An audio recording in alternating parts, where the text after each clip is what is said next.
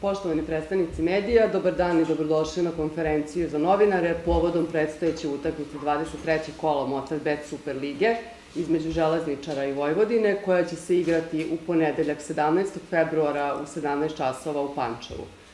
Tim povodom sa nama je pomoćni trener Fudbalskog kluba Vojvodina, Milan Vještica, koji će nam izneti svoje očekivanje od predstojeće utakmice. Izvolite. Dobar dan, pozdravim sve prisutne. Pa ništa, pred nama je vrlo teška, zahtevna i velike važnosti utakmica.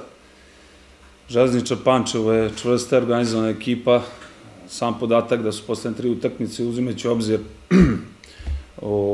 i poslednju prijateljsku utakmicu, nisu primili go. Taj podatak dovoljno govori o organizovanosti te ekipe. Naravno, mi smo Vojvodina i svaku utakmicu idemo na pobedu, tako i ovu. Ovu nedelju smo iskoristili da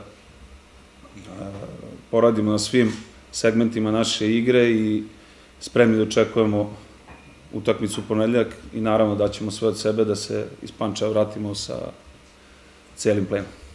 Toliko. Hvala vam. Možemo preći na vaše pitanje, izvolite.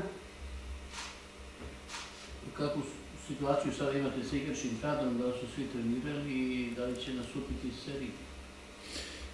Pa, to ćemo znati, što se tiče poslednjeg pitanja, to ćemo znati naredna 2 dana.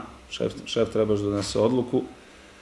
A što se tiče igračkog kadra, imamo problema. Sad vidjet ćemo danas zdravstveni bilten kakav je, ali nadamo se, Njegoš bi trebao danas da počne trenira.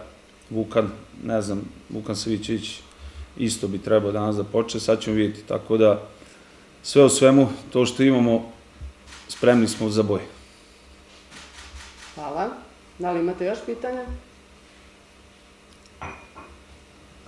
Kako ste ocenili igru protiv Partizana, da ste verovatno ste analizirali, da li ste pružili ono što ste očekivali?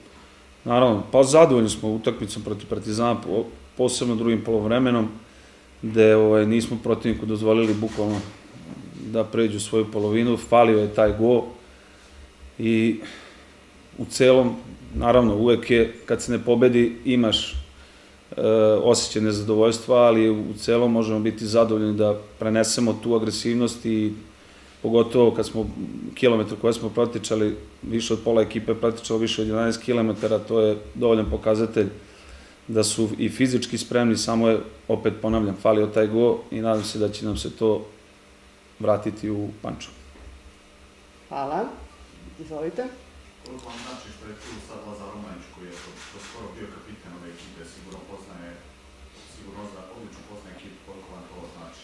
Da li vam je nešto sugerisao na slabosti? Pa dobro, da li sugerisao ili nije, to je neko ostane mala tajna, ali naravno, Romanić je jedan odličan igrač i to je pokazao u ove 2 utakmice, tako da nam je od velikog značaja i od velike pomoći. Hvala. Da li imate još pitanja? Koliko nemate više pitanja, hvala vam što ste prisustvovali konferenciji. Hvala.